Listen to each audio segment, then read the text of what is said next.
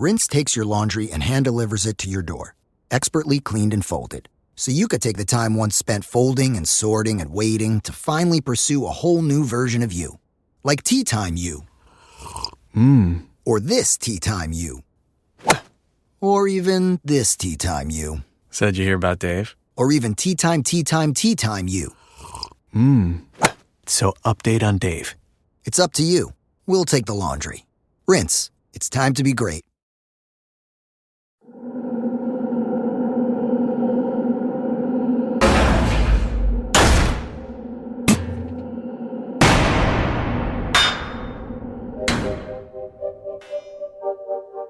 Shawn French, what up?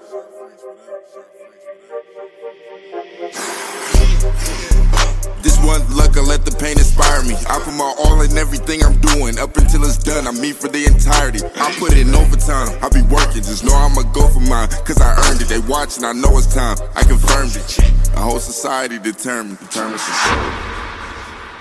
What if you were a little boy, never knew your biological father because he passed away from AIDS, and then when you were 11 years old, your mother died of AIDS as well? Thank God you have a stepfather that could help raise you and a community to back you. Well, this story is very interesting. Imagine a young boy becoming a YouTube sensation for being the most amazing running back, one of the best in the country, 5-star athlete, goes to West Virginia, plays big D1 ball, and then goes undrafted. And the Eagles pick him up and has to leave camp 5 days into it because his best friend got murdered.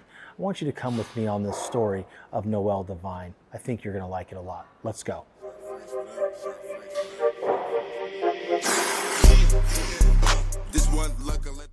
Hi guys, my name is Rich Klein. I'm the Director of Training at the Omni Club here in Fort Myers, Florida.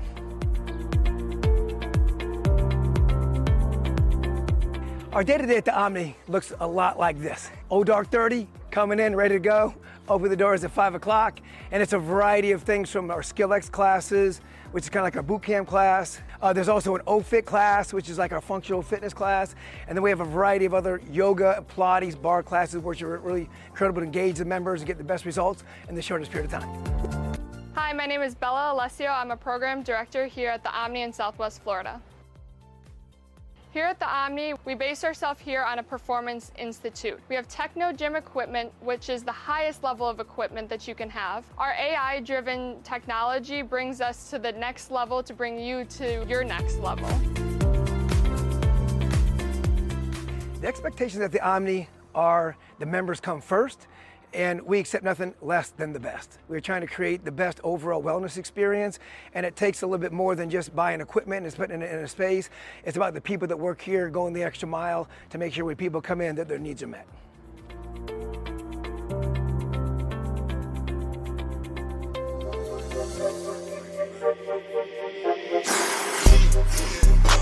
One luck, I let the pain inspire me. I put my all in everything I'm doing. What's up, everybody? Shawn French with the Determined Society, back at the Omni Live with another amazing high-level guest, Noel Devine. Thank you so much for being here today, buddy. Thank you for having me. Oh, dude, it's a pleasure, man. Shortly after I moved to Southwest Florida, I kept hearing this name. This is back in the day, and to be sitting here with you now and to be able to interview you, and from what I understand, you haven't really gone on podcasts much or talk about your story. So the Determined Society audience is going to get the very first Noel Devine story on camera.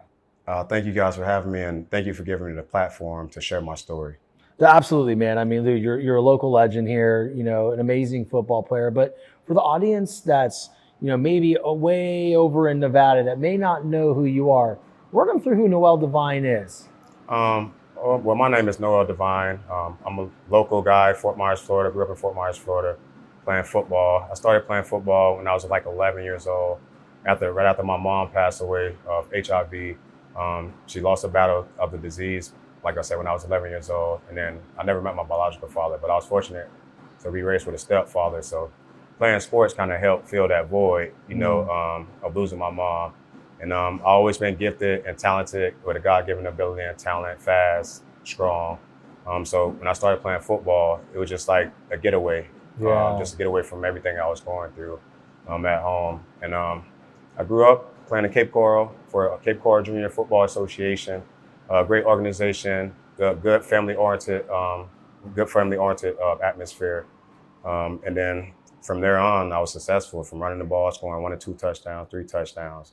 And after that, just playing in high school as a freshman, playing varsity, and then becoming like a YouTube sensation. As soon as YouTube surfaced, 2000, 2003, 2004, it's going viral on a run, on highlight runs, highlight reels, and then being recruited nationally, a 5-star recruit, being recruited by every school there was. And then almost missing out on the opportunity academically. I was ineligible. So there's some areas I had to clean up, just defining all the odds, overcoming adversity. And that's pretty much me. And then I went on to play at Norfolk Myers High School, same high school as Deion Sanders. Deion actually tried adopting me. A lot of people know this is a fun story. Talk about this real quick. So this is how the story happens. There was at the time, my high school principal was DeShazo, same principal as Deion, or maybe a teacher when Deion was in high school. I'm not sure how their relationship started, but me and the principal at the time, DeShazo, that's how our relationship started. And I had lost a close friend of mine when I was 15, and I was a sophomore in high school, got shot and killed.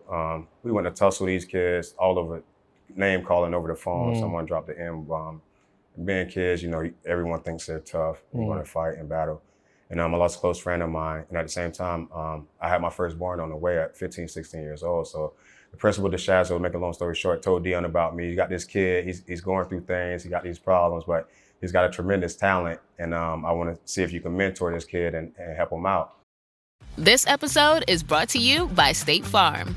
Listening to this podcast? Smart move. Being financially savvy? Smart move. Another smart move? Having State Farm help you create a competitive price when you choose to bundle home and auto. Bundling, just another way to save with the Personal Price Plan. Like a good neighbor, State Farm is there. Prices are based on rating plans that vary by state. Coverage options are selected by the customer. Availability, amount of discounts and savings, and eligibility vary by state. When it comes to what your family eats and drinks, you know your choices matter. You're the expert because you know what fits your life. And getting it right starts with good information. That's why America's beverage companies are sharing more information about our ingredients at goodtoknowfacts.org. No spin, no judgments, just the facts straight from the experts for more than 140 beverage ingredients. Visit goodtoknowfacts.org. So, you're about to make a trade based on a friend's text. But which you do you listen to? Is it, oh, we could buy a house in Tulum? Get optioning those options. We could lose everything. Or, let's do a little research. Get your head in the trade and make the investment decision that's right for you. Learn more at finra.org/trade-smart. When did making plans get this complicated? It's time to streamline with WhatsApp, the secure messaging app that brings the whole group together. Use polls to settle dinner plans. Send event invites and pin messages so no one forgets Mom's 60th. And never miss a meme or milestone. All protected with end-to-end encryption. It's time for WhatsApp. Message privately with everyone. Learn more at whatsapp.com. And like I said, my mom had passed away at the time. I was a runaway living with a best friend of mine in Cape Coral, a white family household, best friend Robbie Harlow. And with no guidance. And we met at the local barbershop, Cheney's barbershop off of MLK, met Deion there. When I first met him, man, you could just feel his energy, his aura, like this guy's different. Like he's heaven sent, like he's the man, Yeah. And at the time I was a kid, I went up and I visited his home. We had the house in Texas and Prosper, Texas. And I was gonna move up there. We went through the legal custody of him adopting me and everything like that.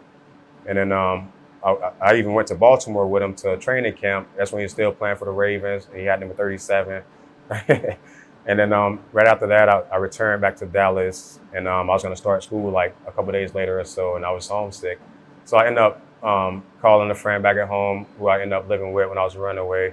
The Harlows, another friend of mine, Schaffner's, and they got me a plane ticket, and me not telling Deion, he was with the Ravens at the time, and his wife, Pilar, at the time was just back at home, and I told her I had practice that morning. And I rolled out. And I rolled out. I kind of had my stuff packed the night before, and I left. I drove all the way to the airport, As a 15, 16-year-old kid, just wanted to return home. My firstborn was born. Right. Got another kid on the way, my secondborn, my son Andre, who's playing for Jacksonville State right now. Same coach I played for, Rich Rodriguez, another story.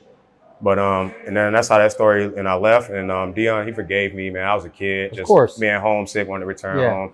Had a kid and everything, and had a lot of things going on, just dealing with girls and stuff like that. And I returned home and not really understanding like the full concept of Dion mentoring me and what he was trying to do for me at the time. Right. It's like, man, I just want to go home. But I got to tell you something. It's, for the audience watching and listening, this is an amazing story. At 11 years old, lost his mom to HIV, lost a friend. Your friend got murdered at 15. You were having your first child at 15, being uprooted from North Fort Myers to Texas by an amazing individual, Deion Sanders. And dude, like I can literally say, defying all odds and being the epitome of raw determination, that's who you are, right? Like how many people, but think about that, man. How many kids would not have made it out? How many kids would not be sitting here with me right now with a beating heart? But you made it. You got to go play in college. You got your opportunity in the NFL. So talk to us about, dude, that's a special person. I mean, I think about it and I look at my life and I just boil back down to my childhood, my mom and my stepdad just sending us to church. And that's where my foundation started from. I think it just saved my life going to St. John Baptist Church. Probably was like 5, 6, 7, just sending us out the house, whether it was my mom to do whatever she was doing and explore around the house because my mom did drugs. She smoked crack, Is that how she got infected with HIV? Was through drug use? Or? That's what I'm assuming because I mean, here I am healthy and I heard stories of just like people that inject heroin and inject this and that, but that's how I was told my father got the disease from injection. But your biological father. My biological father. So I was never really close to that side of my family, my father's side. So I mean, my history on my father's side is very slim. It's small. It's very little. I feel that. History. Same thing with my biological father, the side family. I don't really know him. Yeah. So you out to fight and beat these generational curses, and like I said, the spiritual foundation just saved my life going to St. John Baptist Church, and I just look back as a kid to nights crying, just hot, sleeping on the bottom bunk with 2 of my stepbrothers, and then 2 on the top, 3 on the bottom bunk, 2 on the top, just hot nights, fan in the window, just crying, praying to God, and that He saved my life, and it makes something of me. And like I look now to where I'm at, and honest to God, I can say it's just God. And just the last name, Devine itself, is godly, So I mean, God had a purpose for me, and here I am. But like I said, it's a lot of people in the community that I've seen that didn't make it, as far as I did. But like they say, it take a village, and sure does, man. It's a good community, Fort Myers community, a lot of administration staff at North Fort Myers High School. A lot of friends, family, my grandma, took a lot of support, a lot of prayers from my grandma. I have a younger uncle who's a younger minister as well. Like I said, just having that prayer line and that belief and faith in self, and just to keep going and persevere and overcome things. But I think the sports changed my life and saved my life tremendously. Just, like I said, having a platform to be a leader, to have a voice, and to inspire the next generation, to inspire my kids, so. That's a big thing, man. Audience, he's talking about inspiring his kids. I don't, your children are such amazing athletes. It's honestly hilarious because, I mean, they're that good, right? And you can see the bloodline, but the leadership that you've displayed, and I hope they truly understand what their father has been through. And the fact that you're here to mentor them. You have kid at Jacksonville State. You have kids on the track. My daughter goes to Wofford. She's the first, she goes to Wofford. And, I was the first to graduate, one of the first to graduate in my family. So like I said, it boils back down to breaking generational curses. And like I was the first to graduate. My grandmother, she didn't even graduate high school. So, my mom, neither did she. So one of the first, and my daughter, she's off at Wofford, studying law school, and no softball, way. And my son, he's just getting started. It's incredible, man, to see what you've done and how you're parenting and how you're leading, not only just your family, but into the community. And I don't think that we can do that unless we've been through the shit, right? We have to go through things in our life that shape us.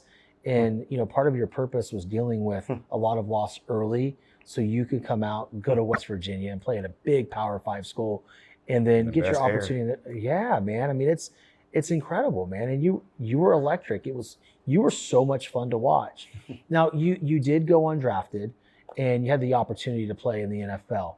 Walk us through that, man, because that is a story in itself that I think that needs to be shared. Yeah, man, it's like always these little tragedies, always something that come up and hit me. And this pretty much going through the draft process, I didn't get drafted. And as a kid, I worked hard, extremely hard every day. And that was the only thing in my mind was to be the best and to make it in the NFL. Let's face it, like that was my way out, not having a mom and then being a runaway kid. And that was my way out, whether it was, through academic scholarship. But obviously football is my main focus. That's what I've been blessed and gifted to do and to do naturally. And but like I said, it was always my goal was to make it to the NFL. And to not see my name get called in the draft and to be like a high profile athlete, a 5-star, to be in New York Times as a high school athlete and to accomplish all these things, it's like, but I can't get drafted. It's like the fear of failure, it was real for me, like coming from here, overcoming everything I overcame, I felt like I failed, but then I had an opportunity because I went undrafted to the Eagles. They gave me a shot, and my best friend got killed around the same time. My best friend, Alonzo Stewart, his mom died of AIDS, my mom died of AIDS. When I walked in my mom's room, his mom was there. For a second, I thought his mom was my mom, and then like a couple years later, we become best friend, both Aquarius. Just had so much in common.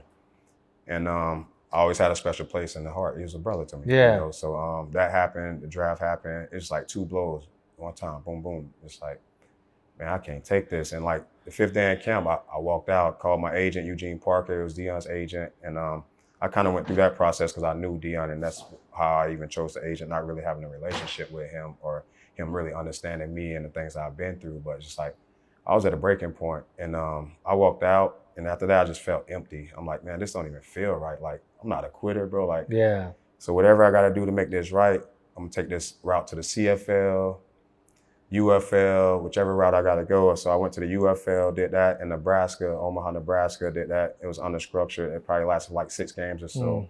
Collected a little paycheck, housing that was included in the contract. And then I signed with Montreal Alouettes.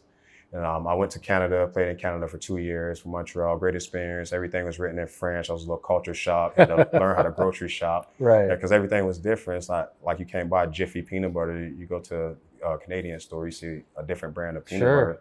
So I had to adapt and adjust. And I just think, just like playing football, it was able to help me adapt and adjust because you have circumstances and situations that you're able to adapt. You have to adapt and adjust to. Like you have a fast change around, turnover or something like that, a fumble, but you have to just let it go and forget about it and move on to the next play. So that's why I say like sports kind of like saved my life on, building me, teaching me things like work ethic, how to be accountable, just things like that. But as far as the draft goes, that's pretty much the story with how that happens with the NFL, how that happened with the NFL. You know what I find most interesting about his story for everybody watching is, all the athletic accolades. Cool, right? I'm a former D1 athlete. I played baseball at LSU. I respect the athlete side of things. What I respect more about your story is all the loss that you've incurred in your life and all the, 2 steps forward, a couple steps back, right? As far as the draft and leaving camp, then going to Omaha, then to Montreal. What you've done is you've built this reservoir of resilience.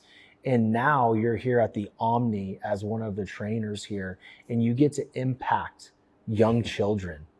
I don't know if you realize the opportunity that truly is, because one day there's going to be a little Noel Devine that runs through here that's completely not blood related to you, but you have the opportunity to impact. How has your experience and everything you've been through made you a better coach?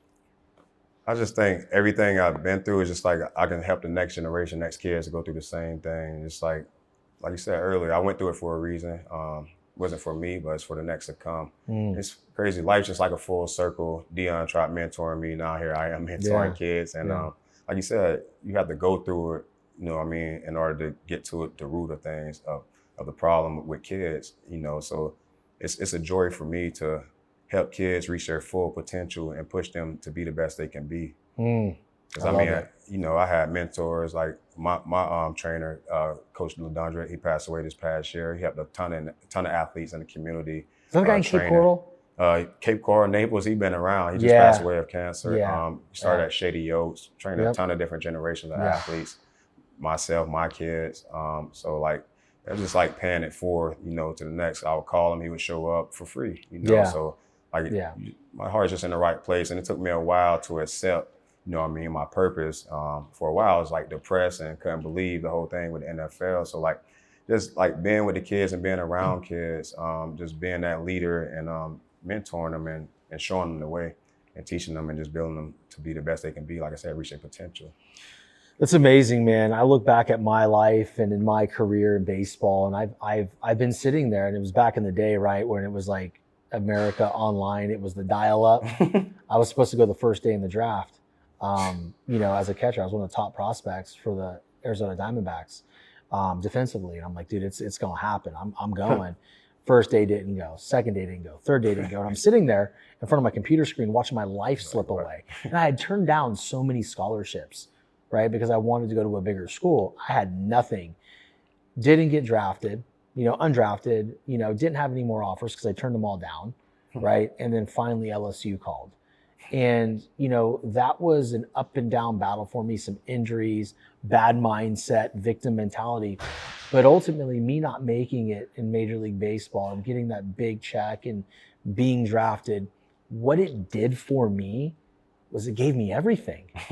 I have everything now because of that. And what I want the audience to understand and really dial into, what you go through is building you for something even greater. I would not, had all that worked out, I'm not sitting here with you here today. How can I be mad at that? So we have to submit and really just give it up to the process for God and the universe to work, to be like, here's your purpose. Here's where you're supposed to be. Now grab onto it, chew it down and roll. And that's what you've done. And that's what I've done, Yes, sir. I agree. Gosh. Sometimes things happen and you don't understand why things happen, but it's like the saying, everything happens for a reason. You may not get it now, but eventually down the road, looking back, like you get it. Like if I'm able to, like scoring a touchdown and then making an impact on the kid's life, it's just as fulfilling to me, because like making a difference on the kid's life, and people made a difference on my life, It's like bigger, I said, man. Yeah, so it's bigger. And then like I never realized how many people I influenced or made an impact on from the sports or from a distance, or just them seeing me on YouTube or playing with me on a video game, NCAA. Like, dude, like, and they meet me and like, dude, you're smaller than I thought. But but it was a desire in my heart and my passion what made me. Like, I love the game, I love to play. But now it's just like you transfer that same energy into the next thing, and that's just like, for me, it's just training kids, mentoring kids, so they can reach their full potential. Never know who you're impacting. You know how many text messages I've gotten in the last month, like ever since I had Eric Thomas on the show, right? And, oh wow, I'm one of those guys. It's nuts, right? And then he's always been one of my favorite motivational speakers. If you want it as bad as you want to breathe, just watching that, even when I was in college, man. Goosebumps, bro. Yeah, goosebumps. It's motivation for me. The guy is impactful, and then I had the opportunity last week to spend some time with him up in Michigan in person, just hanging out with him, and like you realize that he is the real deal, right? But my point is there's different inflection points in our careers and in our lives. And when people see those things, they start feeling more comfortable of opening up and telling you what you've done from them from afar. I've been blessed over the last month to get multiple text messages, emails or DMs on how my platform has helped them. And I didn't even know they were paying attention. So it just goes to show, man, it's just like, we're all here for a reason, and you need to stay present, be where your feet are, and give everything you got in that moment, every interview, every conversation, every task. And then all of a sudden, the world is impacted one person at a time. You impact one person, they go impact another person. That person goes impacts another person. And now we have a movement. And that's what I've really focused on building with the Determined Society. And that's why I'm just so grateful you're here, because your story that you just gave and people are listening to right now and watching right now, it reached somebody that needed to hear it. That's powerful, bro. It's a blessing to be a blessing. God has us here for a reason. Excuse me. I'm getting a little choked up, man. Oh man, it's a little emotional, man. But thank you for having me and thank you for the platform and giving me a platform to tell my story and to open up and tell my story. It's been a time. Even I had an interview with a big magazine, The Next, and I choked. I didn't feel comfortable just opening up, telling my story. Now I get the bigger picture. Like I said, it's about the next kid to come along, because we all gonna go through adversity, but it's how you handle that adversity and how you bounce back from that adversity. And truly, I feel like going through things like that, it builds character.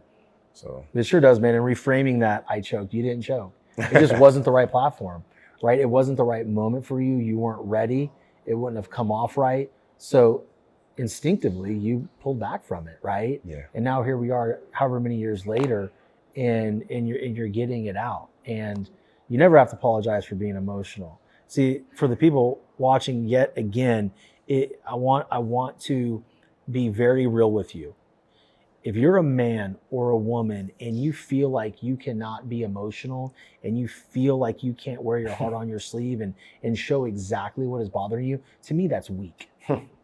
You know, I think that comes with, being an athlete. Yeah. They tell you be tough, be this, be that. And I think that just puts like a false sense of pride in your head. Yeah, no, thank you. Like, dude, just swallow your pride. Like, show your emotions, wear your emotions on your sleeve. But like, you got to learn how to flip that switch. And that's the thing. I want people to know me, man. If I'm out here doing this, I want people to know me. I want somebody that has never met me, that can watch the YouTube or listen to me and then meet me in person and be like, man, I already know you because you showed me your heart from afar all these years. And to me, that is a mission, right? And I think that the more people that do that, the better off we're going to be as a society. And so thank you for showing that, and dude, I love running into you here. And this is just the beginning for us, man. I've got some great things that I think you can be a part of. And I know that you want to be a part of, but how is it being a dad? So I'm a dad of 5. It's a blessing for me. You have 5. Yeah. So my firstborn, Desiree.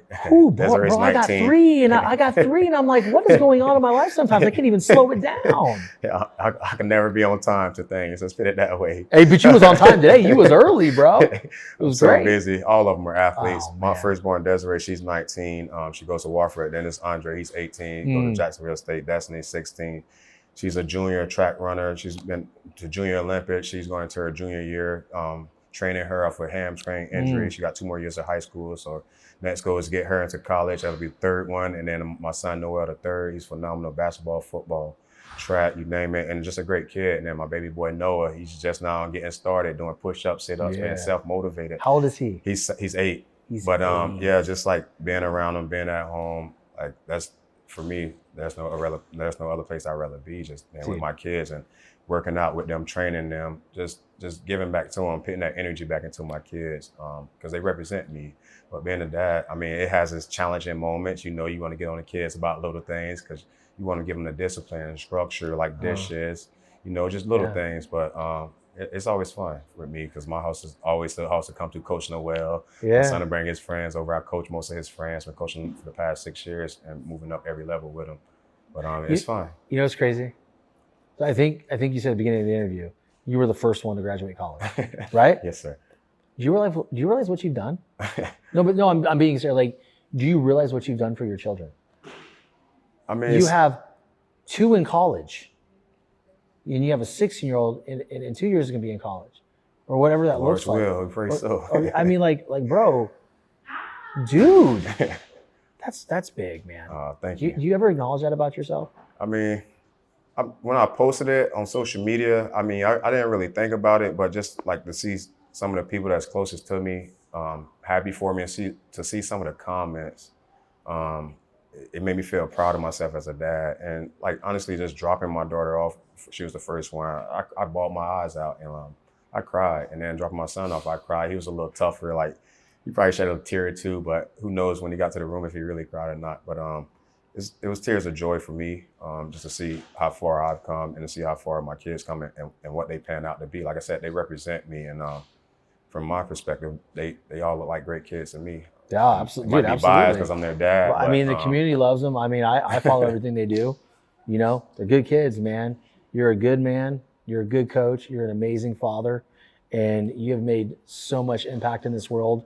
And I hope you continue to do that and continue to grow and get your message out there and be a positive light for everybody else. So, dude, thank you so much, Noel, for coming on, dude. It was incredible, bro. Your story is unbelievable. Thank you guys for having me. Thank you for giving me the platform to be able to share my story and open up to you guys. Thank you. Absolutely. This man right here is the epitome of a father and a leader. Come down to the Omni, check him out, and just get to know him because, dude, you are just getting started, my man. Thank you, brother. Appreciate you, bro. I appreciate you. Thank you. Absolutely. Shawn French, what up?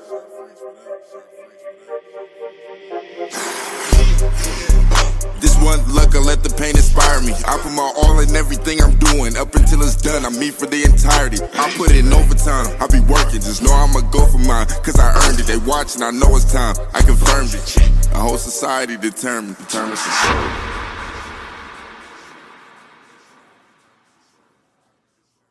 Next up is a little song from CarMax about selling a car your way. You wanna sell those wheels, you wanna get a CarMax instant offer. So fast. Wanna take a sec to think about it. Or like a month. Wanna keep tabs on that instant offer. With Offer Watch. Wanna have CarMax pick it up from your driveway. Get it done today.